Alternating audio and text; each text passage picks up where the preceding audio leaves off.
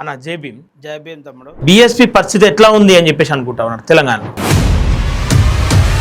27/2025 నాడు బయన్ కుమారి మాయావతి గారు ముఖ్యమంత్రిగా బీఎస్పీ నుండి ప్రాతినిధ్యం వహించినటువంటి దాఖలాలు ఉన్నాయి. కానీ తెలంగాణలో కేవలం వార్డు మెంబర్లు ఉప సర్పంచ్లకే అంకితం అయిపోయిందంటే అంటే మీరు ఒకసారి భారతదేశంలో రాజకీయ పార్టీల చరిత్రను మీరు గమనించినట్టయితే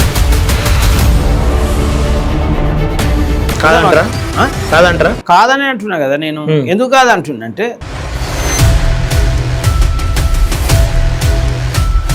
ఏ పార్టీకి ఎట్లాంటి సంబంధం లేనటువంటి వ్యక్తి ఆర్ఎస్ ప్రవీణ్ కుమార్ పార్టీలోకి రావడమే అధ్యక్షునిగా వచ్చింది. ఫ్లో వచ్చినాడు, అందరు బాగుందని చెప్పారు. అగ్రకుల పార్టీలకు చెంచాగిరి చేస్తున్నట్లు క్లియర్ అందరికీ కనిపిస్తా ఉంది కదా.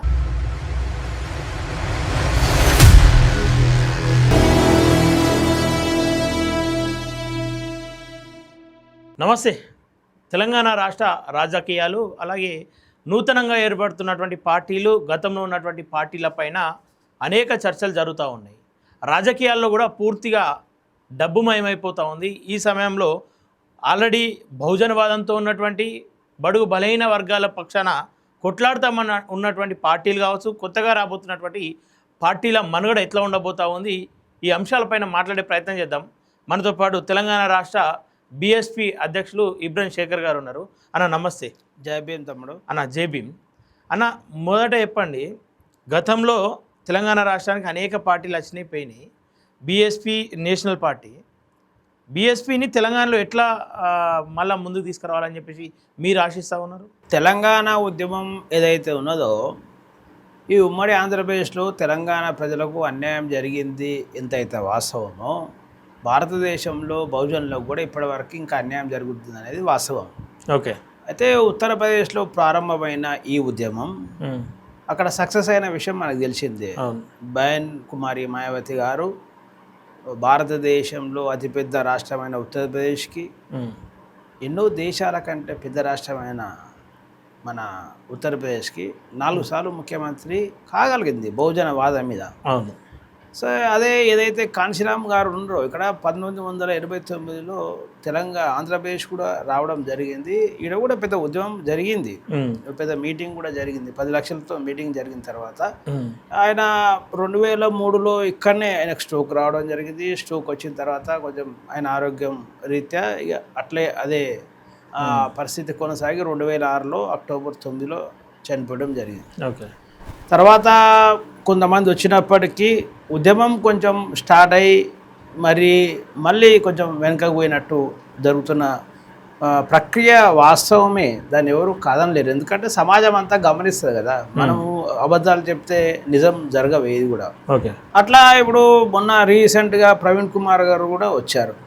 ఆయన కూడా వచ్చిన తర్వాత ఉద్యమం బాగా బలమైనట్టు కనబడింది. మళ్ళీ ఆయన కారణాలు ఏవైనా ఆయన బహుజన ఉద్యమాన్ని వదిలేసి మళ్ళీ టీఆర్ఎస్లో ఆయన పార్టీ. సరే, ఒకసారి ప్రవీణ్ కుమార్ అంశం పక్కన పెడదామన్నా. బీఎస్పీ పరిస్థితి ఎట్లా ఉంది అని చెప్పేసి అనుకుంటా ఉన్నారు తెలంగాణలో? నేను ఆగస్టు 27, 2025 నాడు బయన్ కుమారి మాయావతి గారు నన్ను అధ్యక్షుడు చేశారు. ఓకే. నేను అయిన తర్వాత అంటే బీఎస్పీ పార్టీకి అప్పటికి లోకల్ బాడీలో సింబల్ లేకుండే. నేను అధ్యక్షుడు అయిన తర్వాత లోకల్ బాడీలో సింబల్ తీసుకొచ్చిన నేను మాట్లాడి ఎలక్షన్ కమిషన్తో మాట్లాడి దాన్ని మొత్తం కూడా ప్రక్రియ కంప్లీట్ చేసి లోకల్ బాడీలో సింబల్ తీసుకురావడం జరిగింది. అంటే మొదటి నుంచి బీఎస్పీ పార్టీ నుంచి గ్రామీణ స్థాయిలో ఎలక్షన్లో కొట్లాడుతున్నప్పటికీ ఒక హోమోజీనియస్గా ఉద్యమాన్ని కొనసాగిన పరిస్థితి కొంచెం కనబడినట్టయితే ఉంటుండే. అట్లనే నేను అధ్యక్షుడు అయిన తర్వాత రాష్ట్ర వ్యాప్తంగా మన లోకల్ బాడీ ఎలక్షన్లో సర్పంచ్లు, వార్డు మెంబర్లు ఉమ్మడిగా మొత్తం కూడా రాష్ట్ర వ్యాప్తంగా నేను పోటీ చేయించడం జరిగింది. అందులో 123 మంది వార్డు మెంబర్లు, 9 మంది ఉప సర్పంచులు, 4 సర్పంచులు బీఎస్పీ తరఫున గెలిచారు. వాళ్ళని హైదరాబాద్ తీసుకొచ్చి మేము సన్మానం చేయడం కూడా జరిగింది. అంటే ఇది బీఎస్పీ పార్టీ నేను అధ్యక్షుడు అయినాక ఇది మొదటి విజయంగా. అంటే సమాజంలో చాలా మంది అడిగేవాళ్ళు, మీ బీఎస్పీకి ఒక వార్డు మెంబర్ అయినా ఉండా అని. కొంతమంది ఉద్యమం మీద ప్రేమ లేని వాళ్ళు, లేకపోతే ఉద్యమం ఎప్పటికీ బాగుపడద్దు అని ఆలోచన ఉన్నోళ్ళు, అంటే క్రిటిసైజ్ చేసేవాళ్ళు. మీ బీఎస్పీ పార్టీలో ఒక వార్డు మెంబర్ లేడు అని అంటారు. అట్లాంటి వాళ్లకు ఈ తెలంగాణ రాష్ట్రంలో బీఎస్పీ పార్టీ తరఫున సమాధానం అయితే దొరికింది కదా. 123 వార్డు మెంబర్లు, 107 గ్రామాలలో 107 వార్డు మెంబర్లు అంత ఈజీ ఏం కాదు కదా. మరి 9 మంది ఉప సర్పంచులు, 4 సర్పంచులు గెలిచారు. అట్లాగే రీసెంట్గా జరిగిన మరి మున్సిపల్ ఎన్నికలలో కూడా 2 కౌన్సిలర్ కూడా గెలవడం జరిగింది. అంటే బహుజన్ సమాజ్ పార్టీ తెలంగాణ రాష్ట్రంలో ఒక గెలుపును ప్రారంభించింది అనే విషయం అయితే చెప్పగలం. అంటే ఈ ఒక రాష్ట్రానికి, ఒక అతిపెద్ద రాష్ట్రానికి ముఖ్యమంత్రిగా బీఎస్పీ నుండి ప్రాతినిధ్యం వహించినటువంటి దాఖలాలు ఉన్నాయి.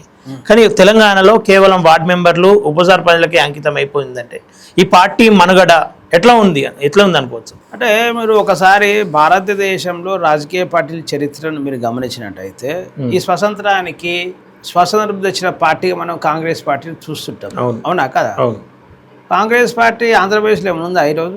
లేదు. ఈ దేశాన్ని దశాబ్దాలు పాలించిన కాంగ్రెస్ పార్టీ కూడా ఆంధ్రప్రదేశ్లో ఈరోజు 0 బీఎస్పీ ఉన్న స్థాయిలో కూడా కాంగ్రెస్ పార్టీ లేదు. ఎలా మీ ఎన్నో రాష్ట్రాలలో కాంగ్రెస్ పార్టీ లేని పరిస్థితి. రాజకీయాలలో ఒకసారి అధికారం వచ్చిన తర్వాత ప్లస్లు మైనస్లు అన్నీ జరుగుతూ ఉంటాయి. ప్రజలు కూడా ఆలోచన మారుతూ ఉంటాయి కదా. ఏ పార్టీ అయినా అంటే 100% ప్రజలకు న్యాయం చేసి ఒకటేసారి పాలనలా జరగలేదు కదా, జరగదు కదా. అట్లా బీఎస్పీ పార్టీలో కూడా ఈ తెలంగాణ ఉద్యమంలో తెలంగాణ రాకముందు కూడా ఉమ్మడికి కూడా కొన్ని ఎమ్మెల్యేలు కూడా గెలవడం జరిగింది. అయితే ఇప్పుడున్న పరిస్థితులల్లో 100% బీఎస్పీ పార్టీ బలంగా పోతున్నది. దానికి సంకేతం ఏంటంటే మాయావతి గారి బర్త్డే చేస్తారు పార్టీ. ఇప్పుడు అది సంక్రాంతి రోజు ఉంటుంది. ఎప్పుడు కూడా సంక్రాంతి కాబట్టి ఈ ప్రజలు రారు స్వీకరించారనే కోణంలో తెలంగాణ నడిచేది. కానీ ఈసారి అట్లా జరగలే. షాద్ నగర్లో మాయావతి గారి బర్త్డే ఏదైతే ఉన్నదో జనవరి 15 నాడు, మీకు తెలుసు సంక్రాంతి పండుగ అంటే ఎట్లుంటుంది, ముఖ్యంగా బడుగు బలహీన వర్గాలు ఎట్లుంటారు తెలుసుగా. ఉంటారు తాగుడు తినుడు మొత్తం ఎంజాయ్మెంట్ ఉంటుంది కదా బ్యాచ్ మనదంతా. అట్లాంటి రోజు కూడా మేము షాద్ నగర్లో ఒక 4 నుంచి 5,000 మందితో మీటింగ్ పెట్టి ఫస్ట్ టైం ఈ తెలంగాణ రాష్ట్రంలో బహుజన వాదానికి మనం పని చేయగలిగితే, ప్రజలను కలవగలిగితే, వాళ్ళని కన్విన్స్ చేయగలిగితే ఈ సమాజం రాజ్యం తీసుకొచ్చుకోవడానికి సిద్ధం ఉంది అనేది మరి మన జనవరి 15 నాడు మేము షాద్నగర్లో నిరూపించాం. ఓకే, జనవరి 15 నాడు ఏదైతే ప్రోగ్రామ్ పెట్టుకున్నామో అది పార్టీ బలం అనుకోవచ్చా, ఇబ్రహీం శేఖర్ బలం అనుకోవచ్చా? అట్లానే ఏముండదు, పార్టీ బలం ఉంటుంది. ఇప్పుడు సిద్ధాంతం లేకుండా ఇప్పుడు శేఖర్ చేసేది ఏముండదు కదా. కానీ సిద్ధాంతాన్ని బలం పరచాలంటే నాయకుడు కూడా కష్టపడాల్సిన అవసరం ఉంటుంది. కాబట్టి ఈ పార్టీ మీద ప్రేమ లేకపోతే ఇంత షార్ట్ పీరియడ్ అంత పెద్ద మీటింగ్ కూడా నేను పెట్టలేను కదా. సమాజంలో బహుజనవాదం ఉంది, బీఎస్పీ పార్టీ మీద ప్రేమ ఉన్నది. కాకపోతే కొంచెం ప్రజల దగ్గరికి పోయే నాయకులు తక్కువ కావడం వల్ల అది కొంచెం పార్టీ బలహీన పడినట్టుంది. ఈరోజు మేము ఖచ్చితంగా నేను వెళ్తున్నా, మా క్యాడర్ కూడా అందరూ కూడా రాష్ట్ర నాయకులు కావచ్చు, జిల్లా నాయకులు కావచ్చు, కాన్స్టిట్యున్సీ లెవెల్ వరకు అంటే సెక్టార్ లెవెల్ వరకు మేము పార్టీని తీసుకురాగలిగాం ఇలా. కాబట్టి ప్రజల దగ్గరకు పోతున్న సందర్భం ప్రజలు వస్తారు అనడానికి అది సంకేతం అని చెప్తున్నాను నేను. ఓకేనా, గతంలో మీరు ఈ పార్టీలో ఉండబట్టి ఎన్ని ఏళ్ళు అవుతుందన్న? నేను 2011లో వచ్చాను. 2011. ఏ పార్టీకి ఎట్లాంటి సంబంధం లేనటువంటి వ్యక్తి ఆర్ఎస్ ప్రవీణ్ కుమార్ పార్టీలోకి రావడమే అధ్యక్షునిగా వచ్చిండు. మళ్ళీ ఆ పార్టీని విడిచిపెట్టి వెళ్ళిండు. దాని మీద మీ అభిప్రాయం ఏందన్న? ఇప్పుడు నేనేమంటున్నా, ఇప్పుడు ఆయన వచ్చినాడు బాగానే ఫ్లో వచ్చినాడు అందరు బాగుందని చెప్పారు. ఆయన వెళ్ళిపోయింది. ఎలా అయినా వ్యక్తిగతం. ఇలా ఇప్పుడు రేవంత్ రెడ్డి గారు కూడా టీడీపీకి వెళ్ళి వచ్చారు కదా కాంగ్రెస్కి వచ్చిన తర్వాత డిస్టర్బెన్స్ కూడా జరిగినా కానీ ఆయన స్టాండర్డ్ నిలబడి ఇలా ఆ పార్టీలో ముఖ్యమంత్రి కాగలిగిండు. ప్రవీణ్ కుమార్ గారు కూడా ఆయన ఇంకా కొన్ని రోజులు 5-10 ఏళ్ళు ఈ పార్టీలో కొనసాగిస్తే రిజల్ట్ వేరే తిరిగి ఉండేదేమో. మరి ఆయన వల్ల పార్టీకి బలం వచ్చింది అనుకుంటారా, డ్యామేజ్ ఏమైనా అయింది? వచ్చినట్టు వచ్చింది కానీ మళ్ళీ డ్యామేజ్ కూడా అయింది. వచ్చినట్టు అనిపించింది అంత సమాజంలో, మళ్ళీ డ్యామేజ్ కూడా పోయిన తర్వాత డ్యామేజ్ కూడా అయినట్టు కనబడుతుంది. అంటే అది పార్టీకి నష్టం జరిగింది అనుకోవచ్చా? ఎవ్వరు కూడా ఈ పార్టీని పరిపూర్ణంగా ఏ వ్యక్తి ఒక సిద్ధాంతాన్ని పూర్తిగా నష్టం చేయలేరు. ఒకవేళ పూర్తిగా నష్టమే జరిగింది అనుకుంటే నష్టం జరిగినట్టు కనబడుతుంది, కానీ పూర్తిగా మనసులో వచ్చినప్పుడు అది క్లియర్ అవుతుంది అనేది ఇప్పుడు సంకేతం చెప్తుంది కదా. ఇప్పుడు మనము జనవరి 15 నాడు మాయావతి గారి బర్త్డే చేసినాం. 4 నుంచి 5,000 వరకు. మాన్యవర్ కాంశీరామ్ గారిది మన బడంగపేటలో చేసినప్పుడు ఒక 5 నుంచి 6,000 వరకు అక్కడ జరిగింది. బాబాసాహెబ్ అంబేద్కర్ జయంతి కూడా వరంగల్లో, మీకు అందరికీ తెలుసు. బాబాసాహెబ్ అంబేద్కర్ జయంతి ప్రతి గ్రామంలో 3-4 గ్రూపులు చేస్తారు అట్లా. అంటే గ్రామీణ వ్యవస్థలు కూడా డివైడ్ అయి ఉంటుంది. అది అన్ని పార్టీలు సంఘాలు చాలా వేశారు. నాతో అన్నారు చాలా మంది, బాబాసాహెబ్ అంబేద్కర్ మీటింగ్ అనేది మనం సక్సెస్ చేయలేము, ఎందుకంటే ప్రతి మనిషి బాబాసాహెబ్ అంబేద్కర్ని ఇష్టపడతాడు కాబట్టి మీటింగ్లు అనేది మన మీటింగ్ బీఎస్పీకి వచ్చేది కష్టం. అంటే నేనేమన్నా అంటే బాబాసాహెబ్ అంబేద్కర్ ఇష్టపడడం వేరు, బాబాసాహెబ్ అంబేద్కర్ను పాటించడం వేరు. అవును, బాబాసాహెబ్ అంబేద్కర్ని ఇష్టపడడం వేరు, బాబాసాహెబ్ అంబేద్కర్ పాటించడం వేరు. మరి ఒకవేళ బాబాసాహెబ్ అంబేద్కర్ జయంతిని బీఎస్పీ సక్సెస్ చేయకపోతే పాటించే మనుషులు లేరే అని అది తెలుస్తుంది. కాబట్టి ఆ సక్సెస్ అయితేనే పాటించే మనుషులు ఉన్నారు, మనం పని చేస్తే పాటించగలరు అని మనం నిరూపించకపోతే బీఎస్పీ డెవలప్ చేయలేము మనం. కాబట్టి వరంగల్ మనం మీటింగ్ పెడదామని వరంగల్ మీటింగ్ పెట్టినాం. 2500 మంది జోన్ మీటింగ్, అది కూడా పూర్తి స్టేట్ మీటింగ్ కాదు, అది జోన్ మీటింగ్. 2500 మంది వచ్చి సక్సెస్ అయిన మీటింగ్ సందర్భం కూడా మీరు వరంగల్ చూసుకోవచ్చు. మీరు అంబేద్కర్ జయంతి నాడు. కాబట్టి నాకు తెలిసి ఈ దేశంలో మహానీయులు ఎవరైతే, ముఖ్యంగా బహుజన మహానీయులు ఎవరైతే పనిచేసారో వాళ్ళను ప్రజలకు అర్థం చేయించగలిగితే తెలంగాణలో రాజ్యం తేవడం పెద్ద కష్టమైన పనేం కాదని నాకైతే అనిపిస్తుంది. మరి ఓకే, చెంచా యుగం చెంచాగిరి ఈ మాటలు విన్నారు కదన్న.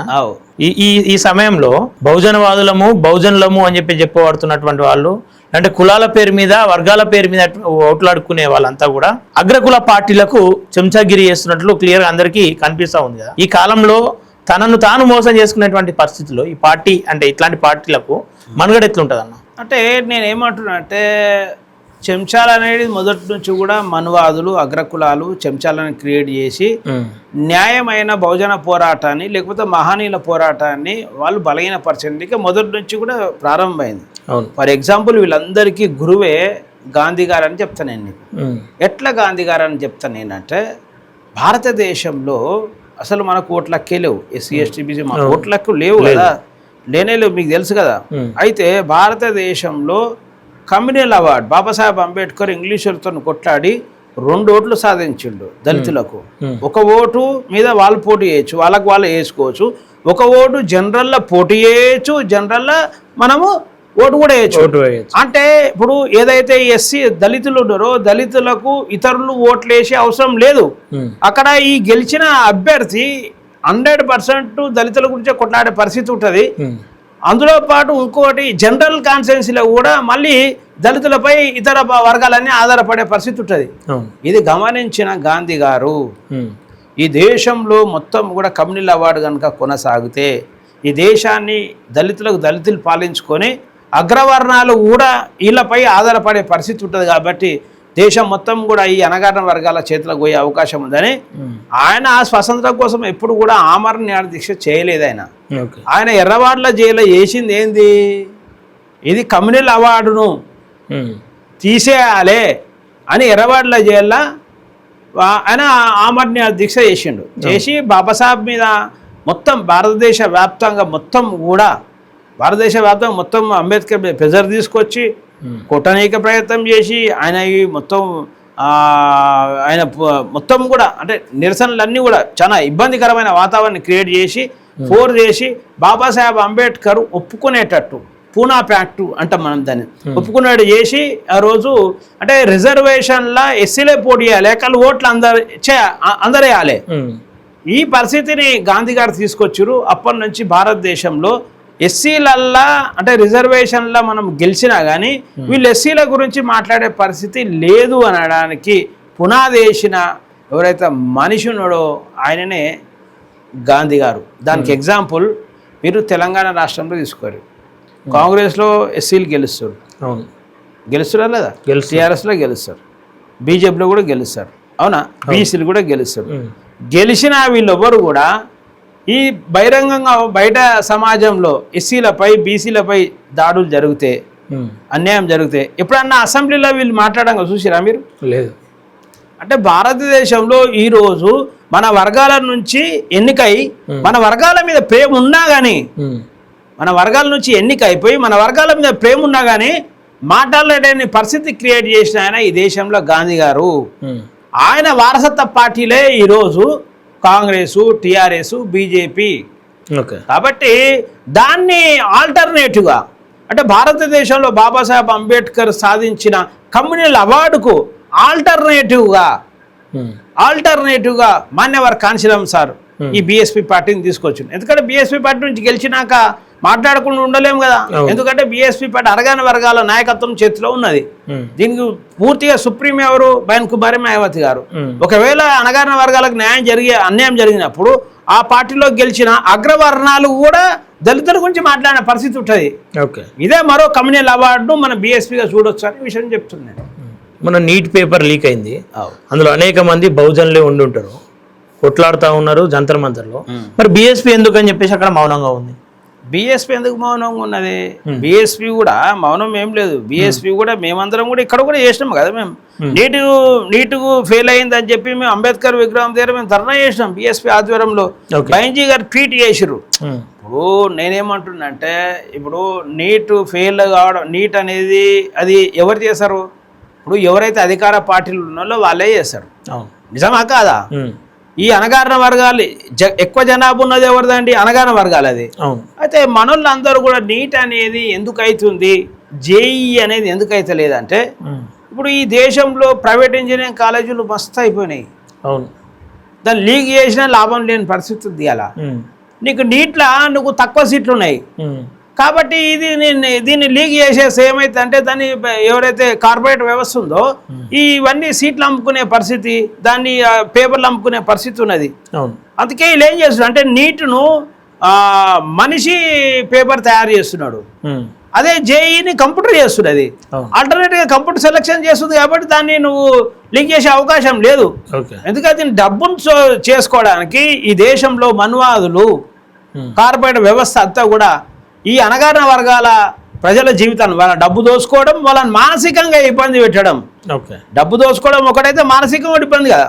వాళ్ళ తల్లిదండ్రులు ఒక సంవత్సరం ప్రిపేర్ కావడానికి హాస్టల్ కావచ్చు, లేకపోతే రెంట్ కావచ్చు, కోచింగ్ ఫీజులు కావచ్చు, కొన్ని వందల వేల కోట్ల రూపాయలు ఖర్చు అయితే కానీ వాళ్ళంతా ఆర్థికంగా దోసుకోవడానికి ప్లస్ మానసికంగా ఇబ్బంది పెట్టి మళ్ళీ వాళ్ళకి సంబంధించిన వ్యక్తులకు ఈ సీట్లు అమ్ముకోవడానికి పన్న కుట్రనే ఈ పేపర్ లీకేజీలు అనే విషయం బీఎస్పీ నమ్ముతుంది క్లియర్గా. దాని మీద పోరాటం ఎట్లుంది మరి? ఇప్పుడు ఆల్రెడీ మీరు జెన్జీ వచ్చిందండి ఈరోజు. నిజంగా జెన్జీ వచ్చింది కదా. అంటే ఎప్పుడే కానీ దేశంలో కావచ్చు, సమాజంలో కావచ్చు, అణచివేత, అన్యాయము, ఎప్పుడైతే మోసం ఎక్కువైపోతుందో ఖచ్చితంగా ఏదో ఒక పోరాటం వస్తుంది. ఇలా నిజంగా ఈరోజు చాలా మంది మనోళ్ళు అందరూ ఏమనుకుంటారంటే, అరే డబ్బుతోనే రాజకీయాలు లేకుంటే లేదు అని సమాజం నమ్ముతుంది. అలా కాదని అంటున్నా కదా నేను. ఎందుకు కాదంటున్నా అంటే, దానికి ఒక సంకేతం ఉంది క్లియర్గా. ఇలా జెన్జీ దగ్గర డబ్బులు ఉన్నాయా లేకపోతే బీజేపీ దగ్గర డబ్బులు ఉన్నాయా? ఎవరి దగ్గర డబ్బులు ఉన్నాయి? 15 సంవత్సరాలు ఈ దేశాన్ని పాలిస్తున్న బీజేపీ దగ్గర లక్షల కోట్ల రూపాయలు డబ్బులు ఉన్నాయి. జెన్జీ పిల్లల దగ్గర ఏమున్నాయి డబ్బులు? ఎవరు గెలిచిరు? డబ్బు గెలవలే కదా, న్యాయమే గెలిచింది కదా. కాబట్టి సమాజంలో ఎప్పుడైతే అణచివేత పెరుగుతుందో ఖచ్చితంగా పోరాటం వస్తుంది. బాబాసాహెబ్ అంబేద్కర్ చెప్పిన ఇంకా అణచివేత ఎక్కడైతే ప్రారంభం ఎక్కువైతుందో అక్కడ పోరాటం ప్రారంభమవుతుంది. దేశంలో ఈ రోజు బీజేపీ వ్యతిరేకంగా ఢిల్లీలో ప్రారంభమైంది, అది దేశవ్యాప్తం పోయే అవకాశం ఉన్నది 100%గా. కాబట్టి ఆ జెన్జీఎల్లు కూడా ఈరోజు భారతదేశంలో న్యాయంగా నిలబడ్డ మనుషులు ఎవరున్నారని ఈ రోజు మీరు పూలేకి తీసుకోరు. పూలే గారు, మహాత్మా పూలే, సాహు మహారాజ్, పెరియార్, నారాయణ గురు, బాబాసాహెబ్ అంబేద్కర్, మాన్యవర్ కాంశీరామ్ గారు, వీళ్ళు ఎవరైనా ఇప్పటివరకు వీళ్ళ ఈ దేశంలో వాళ్ళకి ఏమైనా కలంకం ఉందా? లేదు. ఉందా అండి? లేదు. కానీ మన గాంధీ గారికి అయితే అణగారిన వర్గాలకు మోసం చేసి నష్టం చేసిన పేరైతే ఆయనకు ఉన్నది కదా. నెహ్రూ గారు ఈ దేశంలో మనకు ఓటొద్దన్న విషయం అయితే ఉన్నది కదా. సర్దార్ వల్లభాయ్ పటేల్ గారు అయితే ఉన్నది కదా. అంటే మీరు ఓటు ఎవరెవరికి ఇవ్వాలని ఇంగ్లీష్ వాళ్ళతో మనము చర్చ జరిగినప్పుడు కూడా గాంధీ గారు ఒక మాట అంటారు. ఏమంటారు అంటే, ట్యాక్స్ కడితేనే ఓటు హక్కు ఇవ్వాలా అంటాడు. 1932లో ట్యాక్స్ కట్టే పరిస్థితి ఉందా అని మనం? లేదు. మీ డాడీ కట్టిండా? మా డాడీ కట్టలే. మీ తాత కట్టిండా? మా తాత కట్టలే. మరి అప్పుడు ఓటు లేనట్టే కదా క్లియర్గా. అవునా కాదా? మరి ఇప్పుడు ఓటు ఎవరికి ఉంటుంది? మనుషులకు ఉంటుంది, జంతువులకు ఉంటుంది కదా. అంటే ఓటు నీకు వద్దన్నాడు అంటే ఈ దేశంలో అణగారిన వర్గాలు చాలా మంది ట్యాక్స్ కట్టని వాళ్ళు అందరూ కూడా జంతువులు అన్నట్టే కదా. అట్లే నెహ్రూ కూడా ఏమన్నాడైనా, నెహ్రూ గారు కూడా ఏమన్నాడైనా, 100 ఎకరాల భూమి ఉండాలన్నా ఓటు హక్కు ఇవ్వాలంటే రాజకుటుంబాలు కావాలన్నాడు. నువ్వు రాజకుటుంబం ఏమన్నా? నేను రాజకుటుంబం ఏమన్నా? నీకు 100 ఎకరాల భూమి ఉందా? ఎలా? లేదు. నాకు ఉందా ఏమన్నా?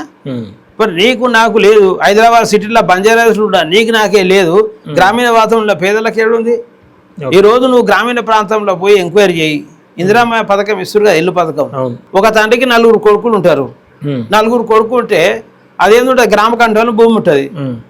ఒకరికో ఇద్దరికో వస్తుంది, అది మిగతా వాళ్ళకి రాదు. వాళ్ళందరూ కిరాయిలు ఉంటారు. ఇలా వాళ్ళకే భూమి లేక, ఇందిరామ్మ పథకం లేక వాళ్ళే ఇబ్బంది పడుతున్నారు. ఇలా లక్షల ఇండ్లు, లక్షల మంది ప్రజలకు ఇందిరమ్మ ఎలిజిబుల్ ఉన్నా, ఎకనామికల్ గా అన్ని రకాలుగా ఎలిజిబుల్ ఉన్నా వాళ్ళకు భూమి లేక ఇందిరమ్మ పథకం వస్తలేదు. వాళ్ళకు వచ్చిన వాళ్ళకు కూడా 5 లక్షలకు ఉన్న ఇల్లు కూడా కొట్టుకొని 5 లక్షలకు అవుతుంది ఇల్లు. ఈ రోజుల్లో ఆ మొత్తం అంటే పందిరి వీకి ఇల్లు వీకి పందిరి వేసినట్టు ఈరోజు అన్ని వేల ఇండ్లు కూడా పెండింగ్ లో ఉన్న పరిస్థితి ఉన్నది.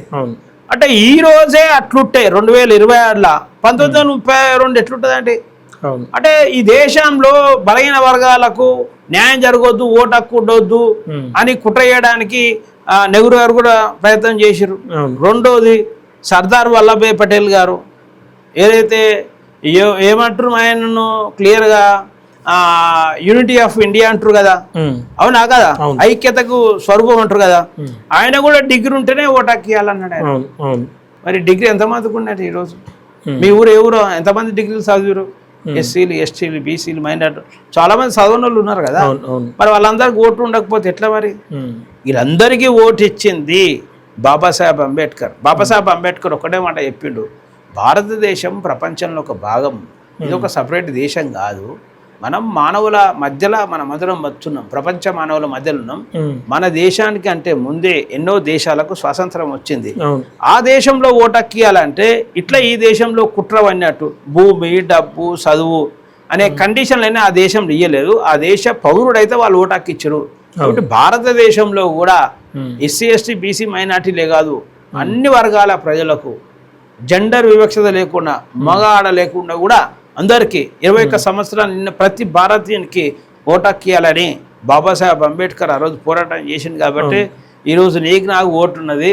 ఇవాళ అందరం కలిసి కనీసం 5 ఏళ్ళ కొనాడు వీళ్ళని మార్చి మళ్ళీ మనం ఇంకోరు వాళ్ళ దాంట్లో కొంచెం వేరే తీసుకురాలనే పరిస్థితి అయితే కనబడుతుంది. లేకుంటే ఈరోజు మనం అడిగే ఇవాళ జంజీ, నేను ఓట్లు లేకపోతే జంజీకి బీజేపీ భయపడేది అంటే ఈరోజు భయపడేది. ఈ దేశంలో గాంధీ గారి లెక్క ప్రకారమే ఓటు ఇచ్చినట్టే, నెహ్రూ గారి ప్రకారమే ఓటు హక్కిచ్చినట్టే, లేకపోతే సర్దార్ వల్లభాయ్ ప్రకారమే ఓటు హక్కిచ్చుంటే జంజీ ఎవరైతున్నారో జంజీలకు ఈ దేశం భయపడేదా?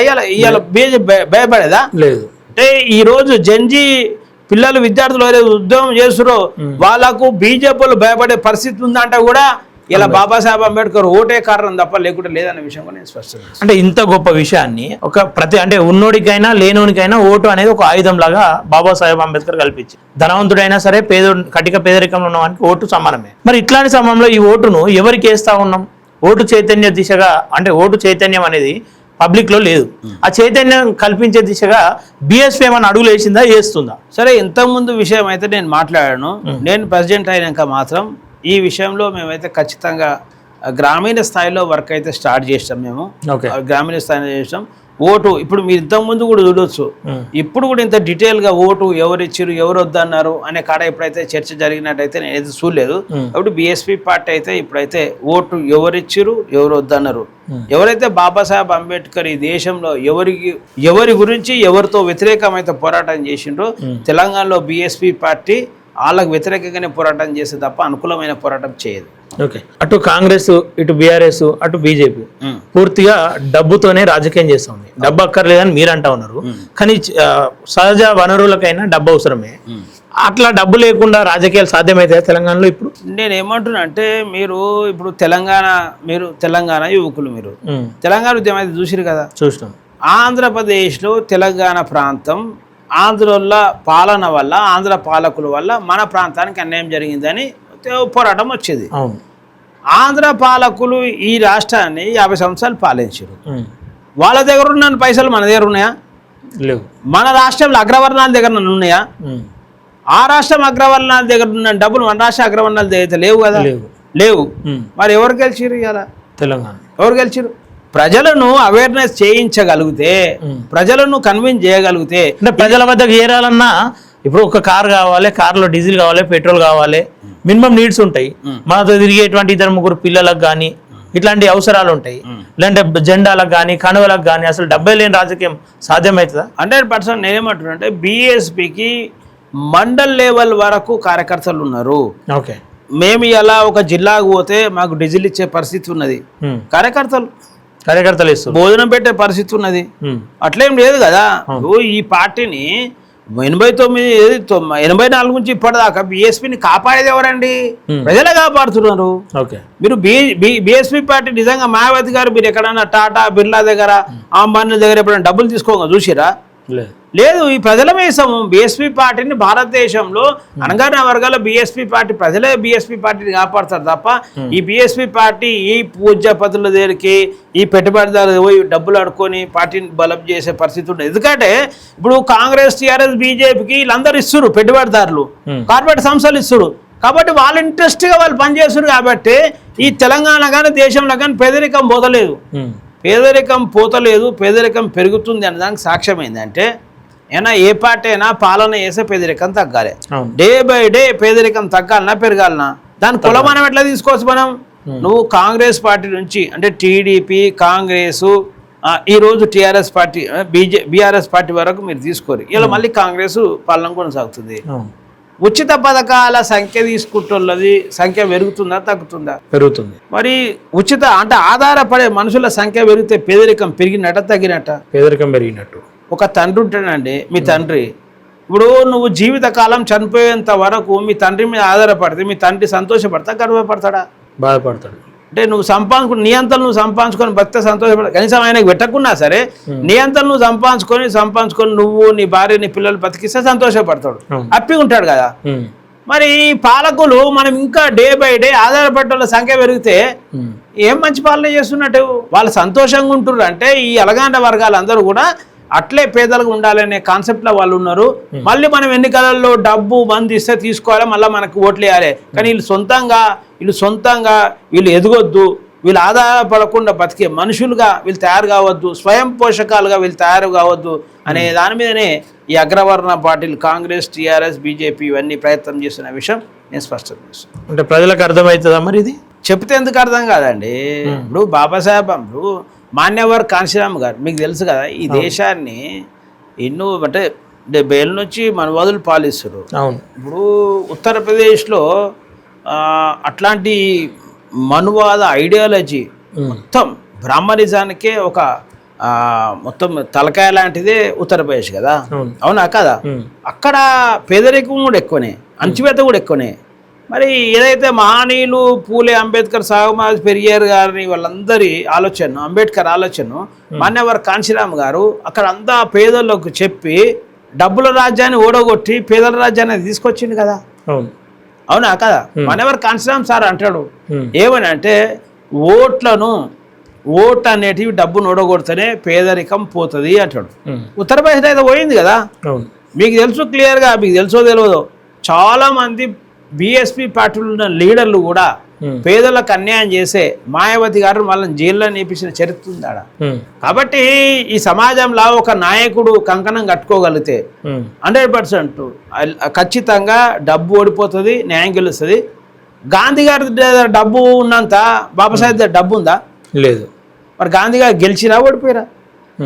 ఓటు సాధించినట్టే గెలిచినట్టే కదా, ఇలా రిజర్వేషన్ వచ్చినట్టే గెలిచినట్టే కదా, ఇంగ్లీష్లో కూడా గెలిచినట్టే కదా.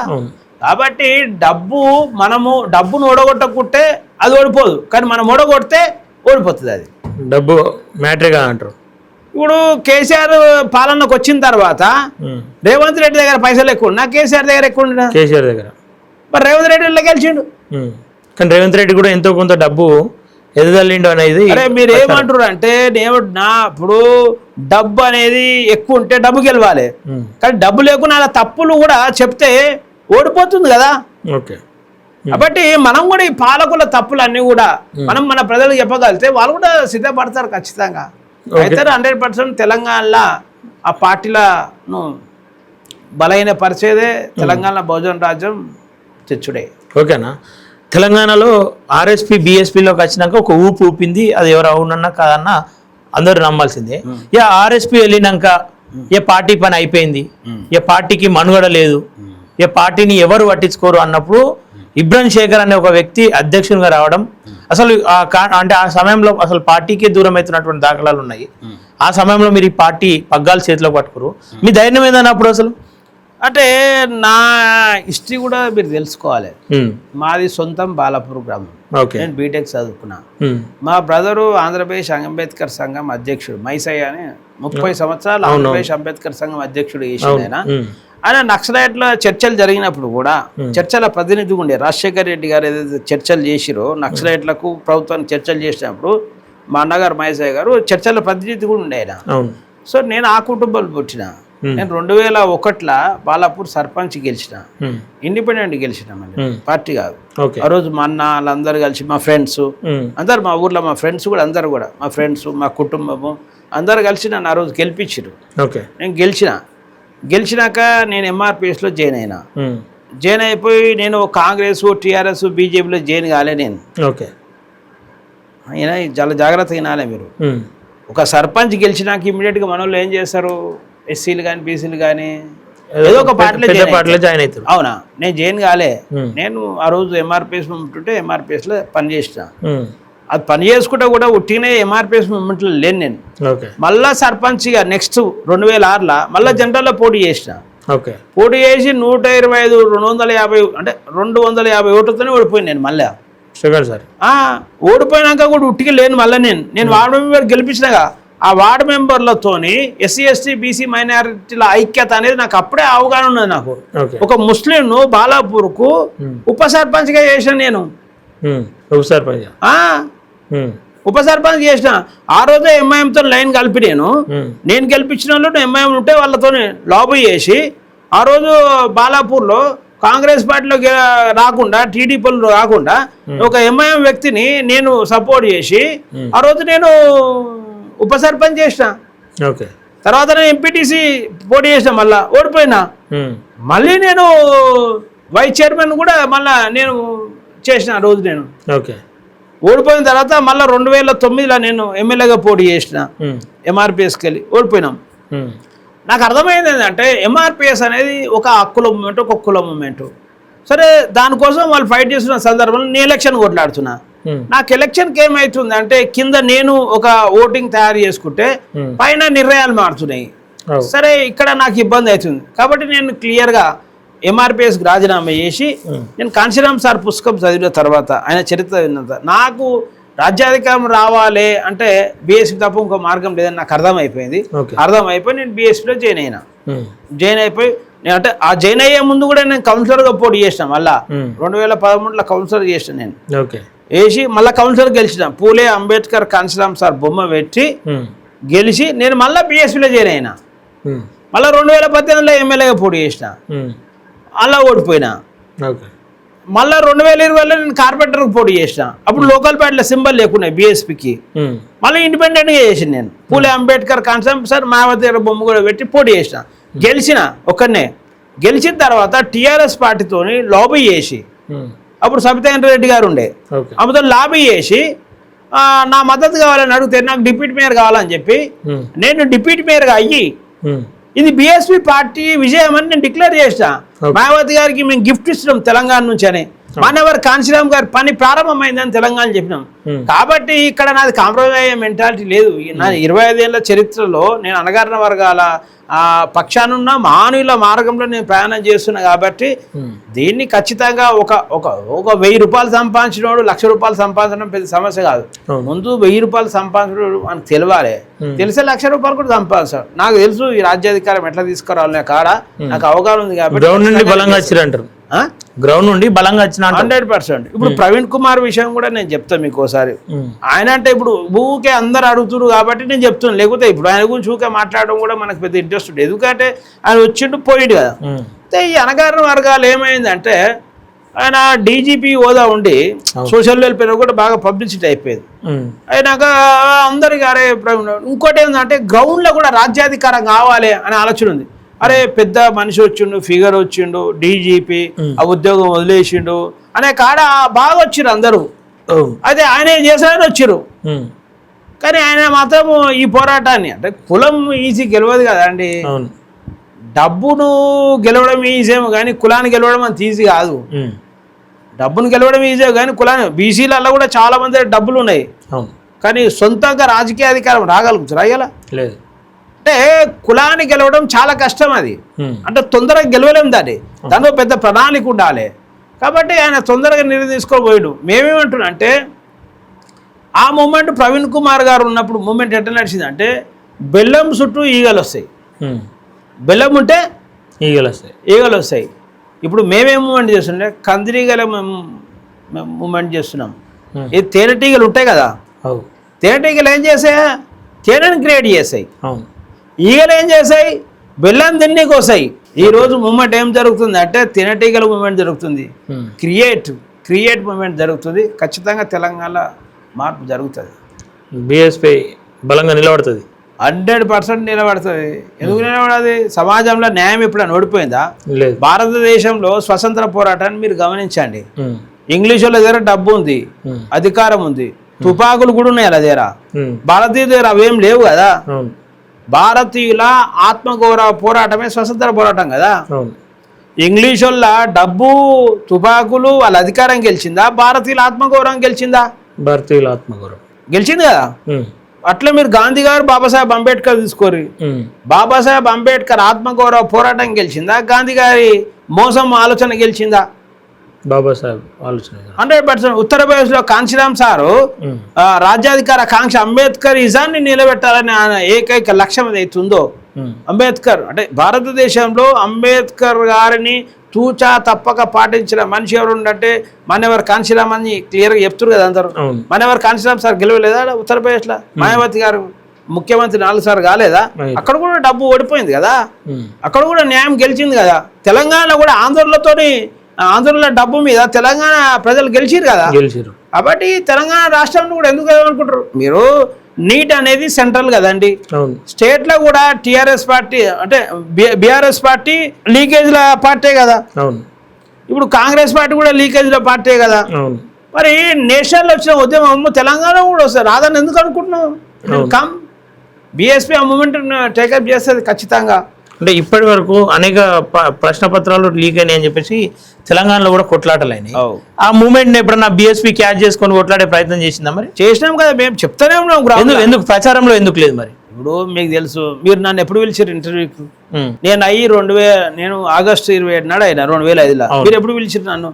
నేను మెల్లమెల్ల చేసుకుంటూ వస్తేనే కదా ఈ రోజు మనం పిలిచారు మీరు. నిజమా కాదా? అది కూడా మేము చేస్తున్న పోరాటం ప్రజలకు తెలుస్తుంది, మెల్లమెల్ల మీకు కూడా తెలిసి అది కూడా ప్రజలకు వెళ్తుంది క్లియర్గా. కాబట్టి it will take some time.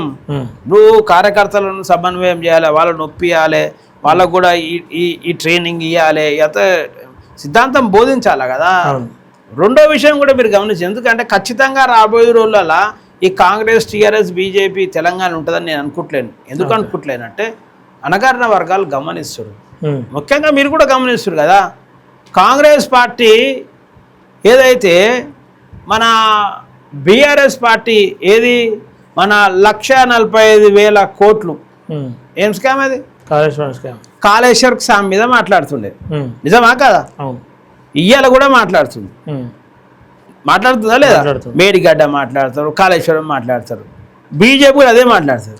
కానీ ప్రభుత్వ పాఠశాలల్లో టాయిలెట్లు కూడా క్లియర్గా లేవనే మాట ఎప్పుడన్నా బీజేపీ, కాంగ్రెస్, బీఆర్ఎస్ మాట్లాడంగా చూసిరా మీరు? లేదు, మాట్లాడే.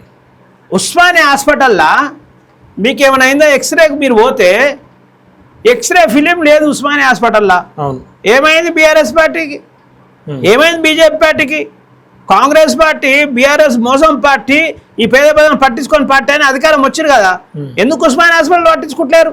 ఫిలిం లేవండి, ఫిలిం లేవు అంటున్నా. ఇప్పుడు డాక్టర్ ఏం చేస్తున్నాడు? ఫోన్లో తీస్తున్నాడు. క్యాండిడేట్కి, పేషెంట్కి ఇస్తామంటే ఫిలిం లేదు, వాళ్ళకు చూపిద్దామంటే వాళ్ళ దగ్గర స్మార్ట్ ఫోన్ లేదు. ఇంతకంటే దరిద్రమైన పాలన ఏం కావాలి? ఈ విషయాలు చెప్పలేకపోయారు. ఇప్పుడు బీఎస్పీ పార్టీ అనగారం వర్గాలకు ఈ విషయం చెప్తున్నది. ఇప్పుడు ప్రభుత్వ పాఠశాలకు కోరి ఏ గ్రామంలో కోరినండి 200-300 మంది అమ్మాయిలు చదువుకునే పాఠశాలలకు 10,000, 5,000 సరిపోతాయి అన్ని క్లీన్ చేయడానికి. ఈ రోజు కూడా మొన్న షామిపేటలో గురుకులాలల్లో అమ్మాయిలు టాయిలెట్లు మంచిగా లేక నైట్లో పొదలల్లో పోయిరు, 3-4 గంటలు టెన్షన్ అయిపోయింది ఆడ. మీ పిల్లలు చదువుతలేరు కదా అట్లా. మా పిల్లలు అనగానే పిల్లలు చదువుతున్నారు, మాకు బాధ అవుతుంది. ఈ విషయాన్ని బీఎస్పీ తీసుకెళ్తుంది. అడ్రస్ చేస్తుందా సమస్యలను? ఎందుకు చేస్తున్నాం కదా. నేను సర్పంచ్ ఉన్నప్పుడు వచ్చి ఇది చేసుకుంటూనే వస్తున్నా. ఇప్పుడు వచ్చినా కూడా వేసిన 100% ఈ సమస్యను సాధిస్తాం మేము 100%. బలంగా కొట్లాడబోతా ఉంది. ఇక కొట్లాడేది వాళ్ళు రాజ్యాన్ని దించడానికనే ప్రాణానికి నడుస్తుంది. ఇక నువ్వు కొట్లాడేది ఉందని ఇంకా మనం అధికారం వస్తే మనం చేసుకుంటాం కదా. అవును.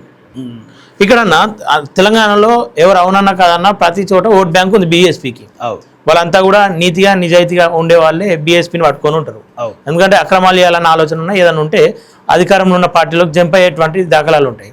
అది ఏది కాకుండా బీఎస్పీని పట్టుకొని ఉన్న వాళ్ళు ఎన్నికల సమయంలో పోటీ చేయడానికి వాళ్ళకు కొంత మార్గంలో టికెట్లు రావు, లేదంటే పోటీ చేద్దామంటే వెనుకడుగు చేస్తూ ఉన్నారు.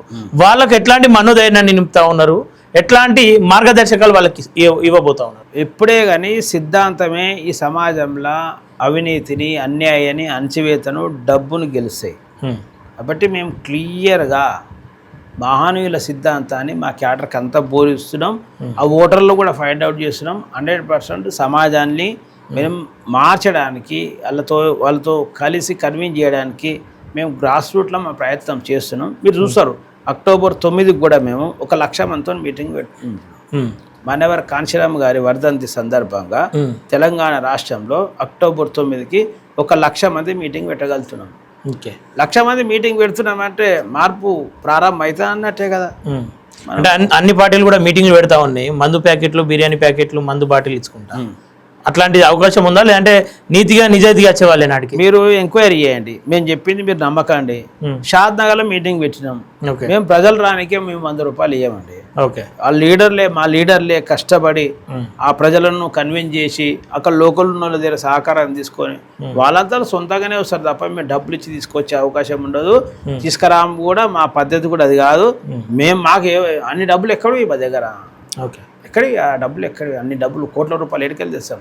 కాబట్టి ప్రజలే దాన్ని ఉద్యమం నడిపిస్తారు.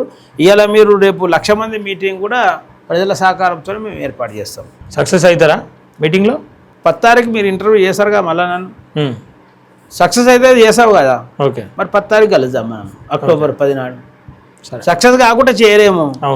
సక్సెస్ అయితే చేశారు కదా, 10 తారీఖు కలుద్దాం అక్టోబర్ 10 నాడు. ఓకేనా? చివరిగా మీ బీఎస్పీ పార్టీని నమ్ముకొని ఇప్పటిదాకా పనిచేస్తున్న వాళ్ళు, నిరుత్సాహానికి గురైన వాళ్ళకు, లేదంటే అరే నాయకత్వం బాగాలేదు అని చెప్పేసి పార్టీకి దూరంగా ఉండి రాజకీయాలకు కొంత దూరంగా ఉన్న వాళ్ళకు ఎట్లాంటి పిలుపునిస్తారు? ఇప్పుడు మీరు ఎట్లాంటి భరోసాను కల్పిస్తారు? నేనేమంటున్నా అంటే, ఇప్పుడు ఎవరైతే నిరుత్సాహం దూరం ఉన్న వాళ్ళకి అందరికీ నేను ఏం చెప్పగలుగుతున్నా అంటే, చిన్నప్పుడు మనకు నువ్వు సైకిల్ నేర్చుకున్నావు, నేను సైకిల్ నేర్చుకున్నా, నువ్వు ఈత నేర్చుకున్నావు, నేను ఈత నేర్చుకున్నా. మన తండ్రి ఏం చేస్తాడు, మనకు క్యారీలు పట్టుకొని సైకిల్ దొక్కుమని అడ్వైజ్ ఇస్తాడు. ఇటు పడుతుంది, ఇటు కాలు పెట్టు, అటు పడుతుంది, అటు కాలు పెట్టు అని చెప్తాడు. అంటిల్ ఫైనల్గా నువ్వు ప్రాక్టీస్ చేసేంత వరకు నీకు సైకిల్ వస్తుందా? పర్ఫెక్ట్గా రాదు. మీ తండ్రి నీ ప్లేస్లో ప్రాక్టీస్ చేస్తాడా ఏమన్నా? లేదు. నిజమా కదా? అంటే మన కన్న తండ్రి కూడా ఒక సైకిల్ని పర్ఫెక్ట్ నేర్పియలేడు, కేవలం అడ్వైజ్ మాత్రమే సపోర్ట్ ఇవ్వగలుగుతా తప్ప పర్ఫెక్ట్ సైకిలే వేయలేడు.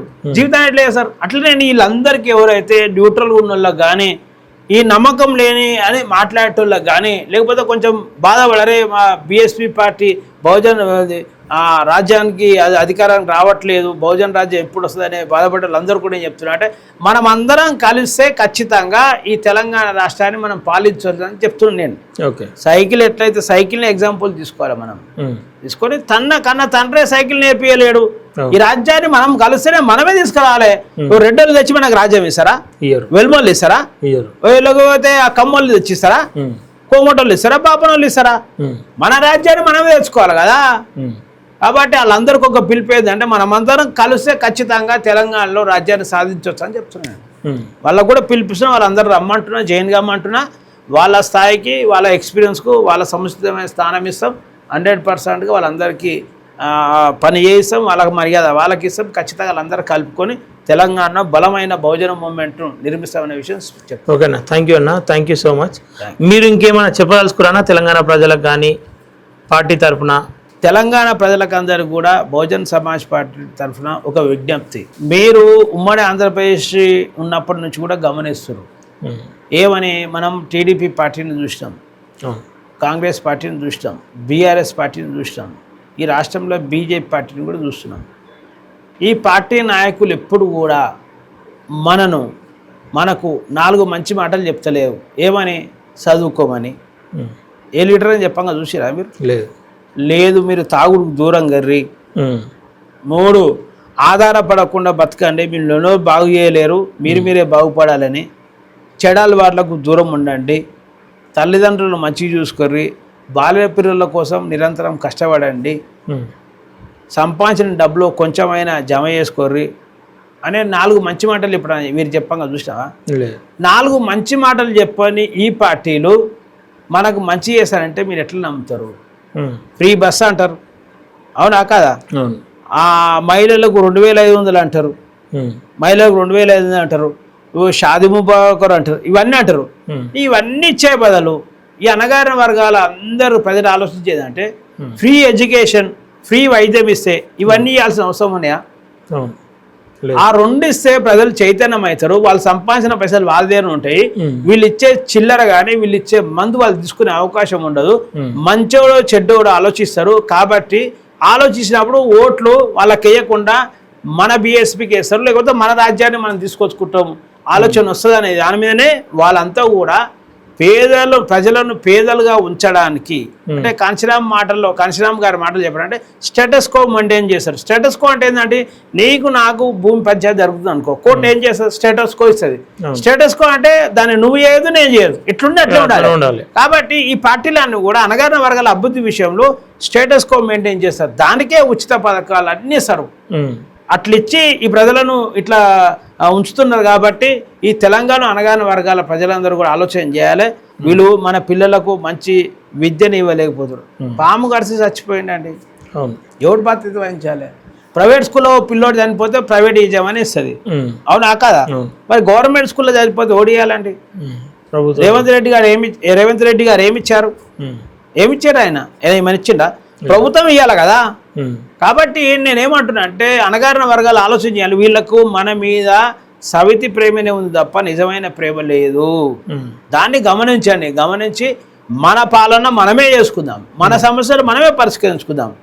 ఉత్తరప్రదేశ్లో చాలామంది ఇప్పటి వరకు అన్ని పార్టీలు గమనించారు. భారతదేశంలో మాయావతి గారు ముఖ్యమంత్రి అయిన తర్వాత ఏదైతే అణగారిన వర్గాలపై జరిగిన దాడులు కావచ్చు, హత్యలు కావచ్చు, అత్యాచారాల మీద 1,50,000 మందిని జైలుకు పంపించిన చరిత్ర మాయావతి గారిది. మరి తెలంగాణలో కూడా అత్యాచారాలు జరిగినాయి కదా, తెలంగాణ దాడులు జరిగినాయి కదా, తెలంగాణలో వివక్షత కొనసాగుతుంది కదా, ఇంటర్ క్యాస్ట్ మ్యారేజ్ అయితే సజీవదానం చేస్తున్నారు కదా, డప్పు కొట్టకపోతే ఊళ్ళకి వెళ్ళి బయటకు వెళ్ళకూడుతురు కదా. ఒక వివాహిత ఎస్టీ లంబడ ఒక వివాహితను దొంగతనం పేరు మీద తన భర్త చెడ్డీ తొడిగించి 3rd డిగ్రీ పోయించారు కదా. ఎవరన్నా మరి వాళ్ళ మీద కేసులు పెట్టిరా? కళ్ళ రాజేష్ అనే పిల్లోడు చనిపోయింది కదా, దీని మీద కేసులు లేవండి, ఎవరిని అరెస్ట్ చేసిరు? ఇప్పటి వరకు ఎస్ఐ గారు, ఆయన రెడ్డి సామాజిక వర్గం కాబట్టి ఇప్పటిదాకా ఆయన సస్పెండ్ చేయలేదు. ఎందుకు కాలేదు? ఇక్కడ ఈ రాష్ట్రంలో పాలన ఎవరున్నది? రెడ్డిలది, వెలుబల పాలన ఉన్నది కాబట్టి జరగలేదు. అదే ఉత్తరప్రదేశ్ లాగా అణగారిన వర్గాల పాలన ఉంటే ఇంతమంది తప్పించుకుంటారా? కాబట్టి ఈ విషయాన్ని అణగారిన వర్గాలు ముఖ్యంగా తెలంగాణలో ఉన్న ప్రజలందరూ కూడా ఆలోచించాలి. అగ్రవర్ణాల పాలకులు, అగ్రవర్ణాలు ఉన్న పేదలు, అగ్రవర్ణ ప్రజలు కూడా మీరు కూడా ఆలోచన చేయాలి. ఈ సమాజాన్ని, ఈ రాష్ట్రాన్ని, ఈ దేశాన్ని ఇన్ని రోజులు మీరు పాలించారు, మేము బాగుపడలేదని మేము స్పష్టంగా చెప్తున్నాము. మమ్మల్ని పాలించుకొని కూడా మీరు కూడా అవకాశం ఇవ్వండి. మీరు ఎట్లా అవకాశం ఇయ్యరు కాబట్టి ఈ పేద ప్రజలే వాళ్ళు అవకాశం తీసుకొని ఈ రాజ్యాన్ని సాధించుకొని వాళ్ళ సమస్యలు వాళ్ళే పరిష్కరించారు. అంటే మా సమస్యలు మేమే పరిష్కరించే విధంగా తయారైతే తప్ప ఈ సమాజంలో సమస్యలు పరిష్కారం కావని బీఎస్పీ పార్టీ చాలా పూర్తిగా నమ్ముతుంది. అంటే పార్టీకి ఏమైనా మేనిఫెస్టో ఉందన్న? మాది భారత రాజ్యాంగమే మేనిఫెస్టో. మాది భారత రాజ్యాంగమే మేనిఫెస్టో. మా పార్టీ ఏర్పడింది ఎవరు పట్టించుకొని ప్రజల గురించి, ఎవరు పట్టించుకొని సమస్యల గురించి, ఆ సమస్యలను, ఆ ప్రజలను సమస్యలు పరిష్కరించి వాళ్ళని బాగు చేయడానికి, ఆ సమస్య పరిష్కరించడానికే బహుజన్ సమాజ్ పార్టీ ఏర్పడిందని మాన్యవర్ కాంశీరామ్ గారు చాలా స్పష్టంగా చెప్పారు. కానీ అదే బహుజన ఏదైతే రాజ్యాంగాన్ని తొలగిస్తామంటున్నటువంటి బీజేపీతో బీఎస్పీ ఎట్లా పోటీ పడబోతా ఉంది సెంట్రల్లో అని చెప్పేసి అంటే ఏమన్నా చెప్పగలుగుతారా? ఇది అయ్యే పంచాయతీ కాదు. నేనేమంటున్నా, మీరు ఉట్టి నీట్ లీకే ఇంత పరిశాన్ ఉంది. నీట్ లీకే బీజేపీ తట్టుకోలేకపోతుంది, రాజ్యాంగం అంటే తట్టుకోగలుగుతుందా అండి? సాధ్యమవుతుందా నీకు? అసలు రాజ్యాంగం ముట్టుకుంటే బీజేపీ పార్టీ ఉనికి ఉండదు మొత్తం దేశంలో. జంజీ విద్యార్థుల సమస్య కాడి కోసమే బీజేపీ పార్టీ కింద మీద అవుతుంది. రాజ్యాంగం జోలికి వస్తే, బాబాసాహెబ్ జోలికి వస్తే ఈ దేశంలో బీజేపీ ఉంటుందా ఏమన్నా? అంత సీన్ లేదు. జెండాలు పట్టేవాడు రెడ్డోలు పట్టుకొని తిరుగుతురా, జెండాలు వెల్మలు పట్టుకొని తిరుగుతురా, కోమటోళ్ళు పట్టుకొని తిరుగుతురా, వైశ్యులు పట్టుకొని తిరుగుతురా, ఎస్సీ ఎస్సీ బీసీ మైనార్టీలే కదా. వీళ్ళందరికీ బాబాసాహెబ్ అంబేద్కర్ అంటే ఇష్టం కాదు, ప్రాణము. వాళ్ళు జెండాలు పట్టేసరి నీ జెండా నువ్వే పట్టుకొని నువ్వే కనబడతాడు, ఎవడు ఉండడుగా. కాబట్టి బాబాసాహెబ్ను ముట్టుకునే ధైర్యం ఎవరు చేయరు, అది సాధ్యం కాదు కూడా.